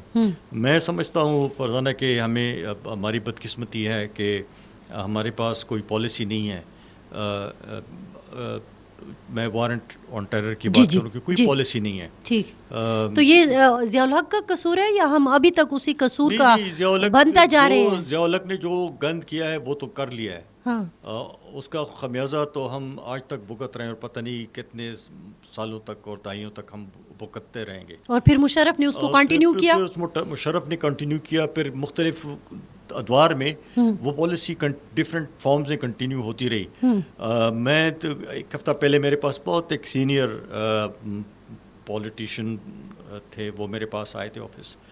ان کو میں نے کہا کہ اگر آپ سب سیاستدانوں کو میں بٹھا کے آپ کو ایک سوال لکھ کے دے دوں کہ جی نیشنل ایکشن پلان کے 14 نکات مجھے بتا دیں, لکھ کے دے دیں, آپ کو کوئی پتہ نہیں ہے, آپ 2 بھی نہیں لکھ پائیں گے کیونکہ آپ کو پتہ نہیں ہے. جی, آپ کہتے ہیں جب بھی کوئی واقعہ ہو جاتا ہے کہتے ہیں جی نیشنل ایکشن پلان پہ عمل درآمد نہیں ہوا. تو نیشنل ایکشن پلان کا اس کے ساتھ کیا کام ہے؟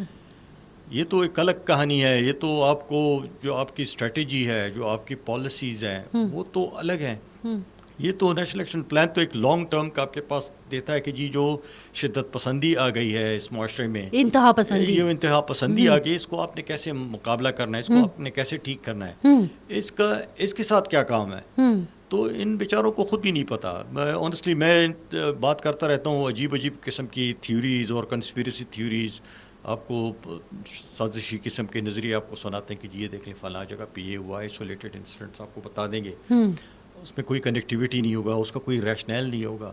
تو میں جب ان چیزوں کو جب میں سنتا ہوں تو مجھے افسوس ہوتا ہے, کیونکہ یہی لوگ جا کے پھر وہاں بیٹھتے ہیں, پھر ان کو جو پریزنٹیشن دیتی ہے پھر تو اس پہ کویشچنز بھی نہیں ہو سکتا. ویسے اس ملک میں ایک آخری 1-2 باتیں کرتے ہیں. اس ملک میں جن کے ہاتھ میں طاقت ہے وہ کیا ان کو وہ طاقت دینے کو تیار بھی ہیں یا نہیں ہے؟ جمہوری لوگوں کو, سیاسی لوگوں کو طاقت وہ بھی نہیں دیں گے.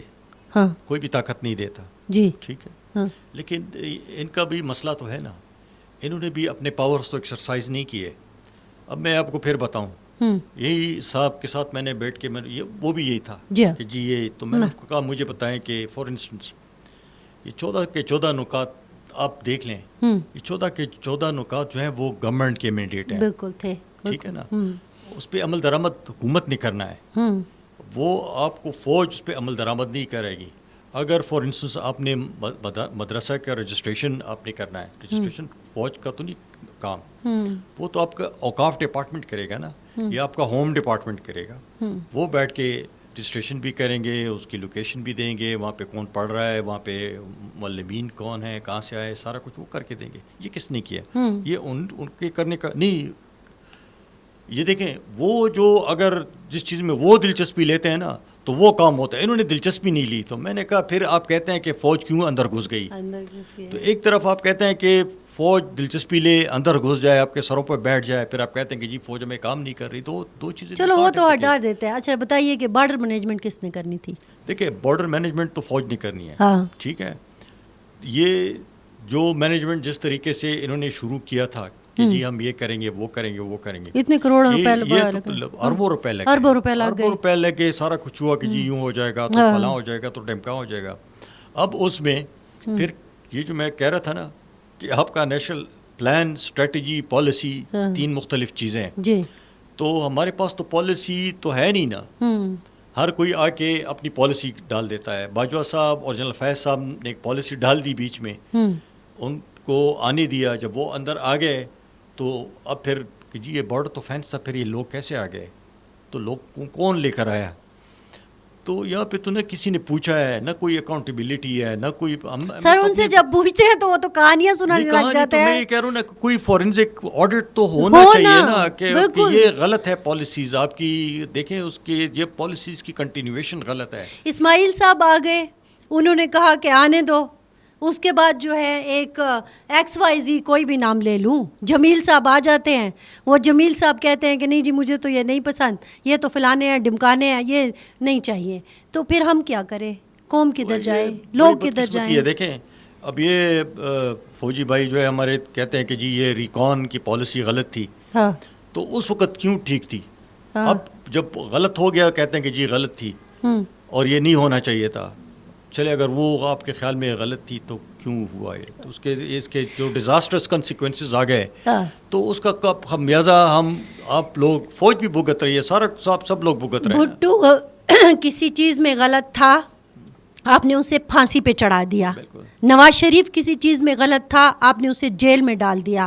آج عمران خان آپ کو نہیں پسند, وہی عمران خان جس کو آپ نے پتہ نہیں کیا سے کیا بنایا, پہلے اس میں ہوا بھر کے, وہ ہمارے پشتوں میں کہتے ہیں دودھ بن دیکھے جو بولے, اب وہ بیچارہ غریب جو ہے پتہ نہیں کیا ہے, تو اس کو تو آپ نے جیل میں ڈالا ہوا ہے.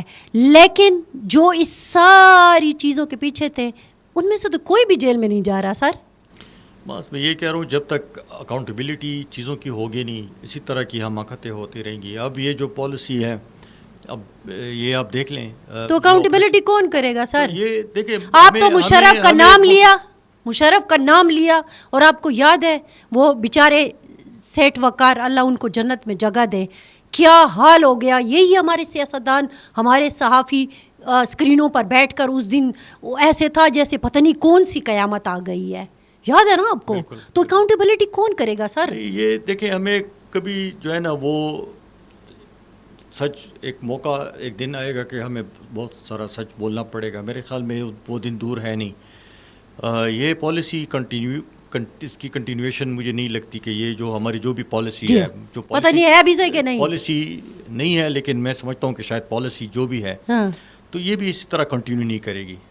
وہ کسی بھی ڈومین میں ہو, یہ اپنا گناہ مانیں گے, وہ پولیٹیکل ڈومین میں ہو, وہ سیکیورٹی کے ڈومین میں ہو, وہ ہماری وارنٹر, یہ پالیسیز نہیں جس کے گناہ ہیں وہ مانیں گے. دیکھیں نہیں گناہ, اس میں یہ کہہ رہا ہوں کہ ماننا پڑے گا اس کو, کیونکہ یہ چیزیں سسٹین نہیں ہوں گی. ٹھیک ہے, اب یہ دیکھیں جو چیزیں چل رہی ہیں ہمارے پختونخوا میں, جو چل رہی ہیں, بلوچستان میں چل رہی ہیں, یہ ہم فائر فائٹنگ کر رہے ہیں. ادھر آگ لگتی ہے اس کو بجھاتے ہیں, پھر ادھر آگ لگ جاتی پھر وہاں پہ آگ کو بجھاتے ہیں. تو یہ پالیسی اس کو آپ سسٹین نہیں کر پائیں گے. اب روزانہ آپ کی کیجولٹیز ہو رہی ہیں, یہ کب تک آپ سسٹین کریں گے؟ سم ویئر ڈاؤن دا لائن آپ کو بیٹھ کے سوچنا پڑے گا کہ یار یہ اس کے ڈویڈنڈس نہیں, ہمیں اس کے ریزلٹس نہیں مل رہے, ہمیں کوئی اور طریقہ اپنانا پڑے گا. یہ میں اس سے پہلے بھی ان سے پوچھ چکا ہوں کہ دیکھیں آپ کے جو آپ آپریشنس کر رہے ہیں, آئی بی اوز کر رہے ہیں, یہ تو آپ کینیٹک آپریشنس کی باتیں ہو رہی ہیں, کہیں پہ جا کے آپ کو سوچنا پڑے گا کہ یہ کیا اس سے آپ کا معاملہ حل ہوگا کہ نہیں ہوگا. یہ جو آج کل ڈیبیٹ ہو رہا ہے آپریشن عزم استحکام, تو اس کو سمجھنے کی بھی ضرورت ہے کہ آپ کو کیوں ضرورت پڑی کہ آپ کو ایک آپریشن کے لیے جانا پڑ رہا ہے یا عزم استحکام کی طرف جانا پڑے، یا اس کی آپ اگر براڈر سینس میں اگر آپریشن نہیں بھی ہو رہا جس طرح آپ کہہ رہے ہیں، جو آپ کو جو آپ کے ذہن میں جو چیزیں ہیں کہ اس کو ہم کر کے کریں گے، تو اس سے کیا یہ چیزیں ختم ہوں گی کہ نہیں ہوں گی؟ یہ جو کہتے ہیں کہ یہ whole of the system response ہونا چاہیے، تو whole of the system response کیسے ہوگا؟ تو آپ کی گورنمنٹ آپ کو جب تک پولیٹیکل سپورٹ نہیں ہوگی، صرف سویلین سپورٹ نہیں ہوگی، تو یہ چیزیں تو ہوں گی نہیں. اور سر پولیٹیکل اور سویلین سپورٹ ہے؟ آخری ایک سوال. نہیں ہے، کہیں پہ بھی نہیں ہے. ایز اے صحافی، ایز اے آپ نے ہمیں بتایا کہ اس بارڈر سے لے کر اب تک کی کہانی آپ نے سنائی، اور مجھے آپ کی ہر کہانی میں قصوروار ہم ہی نظر آئے. دیکھیں نہیں، مجھے نہیں، ایسی کوئی بات نہیں ہے. میں سمجھتا ہوں کہ ہمارے پولیٹیکل پارٹیز کی اپنی جو مخالفت آج کل ہو رہی ہے وہ بھی بغیر سوچے سمجھے ہو رہی ہے. نہ ان کو پتہ ہے کہ یہ ہوا کیا ہے یا اس کی موڈیلٹیز، انہوں نے کچھ نہیں پڑھا، لیکن وہ مخالفت اس لیے کر رہے ہیں کہ ان کے اپنی کوئی شرائط ہیں. جی. پی ٹی آئی کی اپنی شرائط ہیں، جی. اے این پی کی اپنی شرائط ہیں، جمعیت علماء اسلام کی اپنی شرائط ہیں. تو وہ بارگیننگ پوزیشن میں آنا چاہ رہے ہیں ملٹری کے ساتھ. ہم آپ کو سپورٹ کریں گے تب جب آپ ہمارے یہ مطالبے آپ مانیں گے. ہمارے مطلب پولیٹیکل پارٹیز کے. تو عوام کا خیال کسی کو نہیں ہے. اب وہ اس میں یہ دیکھیں، اس میں تو عوام کا کہاں پہ سلسلہ گیا. اب انہوں نے اپنے ایک پیس آف جو پائے ہے اس میں انہوں نے اپنے حصہ لینا ہے. پی ٹی آئی کے اپنے گلے شکوے ہیں، ان کو پولیٹیکل سپیس چاہیے، این پی کو پولیٹیکل سپیس چاہیے، جمعیت علماء اسلام کو سپیس چاہیے. تو وہ تو اینٹی اسٹیبلشمنٹ تو ایسے ہی نہیں ہو گئے. جی. اینٹی اسٹیبلشمنٹ اس لیے ہو گئے، اس وجہ سے نہیں ہوئے کہ ان کی پالیسیز ڈیزاسٹرس ہیں افغانستان میں یا طالبان کیسے ہوں گے. تو وہ تو کہہ رہے ہیں کہ جی آپ ہمارے ساتھ بیٹھ کے معاملات حل کریں. ٹھیک کیسے؟ ہماری بات کب ہوگی؟ دیکھیں میرے خیال میں لوگوں میں شعور آ رہا ہے، لوگ سمجھ رہے ہیں چیزوں کو، وہ دیکھ رہے ہیں چیزوں کو کہ یہ پالیسیز چلیں گی نہیں. اور یہ جس طریقے سے جو حالات سامنے آ رہے ہیں، مجھے امید یہی ہے کہ یہ ان چیزوں پہ ڈبیٹ شروع ہو گئی ہے. لیکن ہمارا جو سب سے بڑا ایک المیہ ہے فرزانہ، وہ یہ ہے کہ اٹک کے پار جو ہمارے جو میڈیا ہے وہ ان کی پرائیورٹی نہیں ہے. ہم ان کی پرائیورٹی نہیں ہے. وہ ان کو ہم یاد تب آتے ہیں، یہاں پہ کوئی بڑا واقعہ ہو جاتا تو یاد آ جاتے ہیں. ادروائز انہوں نے پروڈیوسر نے 3 پولیٹیشنز کو بٹھا کے یہی کہانیاں ڈالنی ہوتی ہیں روزانہ کہ جی آپ کیا کہتے ہیں، آپ کیا کہتے ہیں، آپ نے کیا کر دیا، آپ وہ کیا کر دیا. آپ مجھے بتا دیں، آپ کو کوئی کسی نے کال کی ہو کل پرسوں ترسوں، آپ سے بیپر مانگا ہو، آپ سے کوئی سٹوری مانگی ہو، اگر خدا نخواستہ دھماکہ ہو گیا تو آپ کو کہیں فرزانہ کو ڈھونڈ رہے ہوں گے. بالکل. تو ان کی the story is not about Khyber Pakhtunkhwa, story is not about Balochistan, the story is all about what they think is important. ان کے خیال میں ایجنڈا وہی ہے جو ان کے خیال میں ایجنڈا ہے. امپورٹنٹ نیشنل ایشوز وہی ہیں جو ان کے خیال میں امپورٹنٹ نیشنل ایشوز ہیں.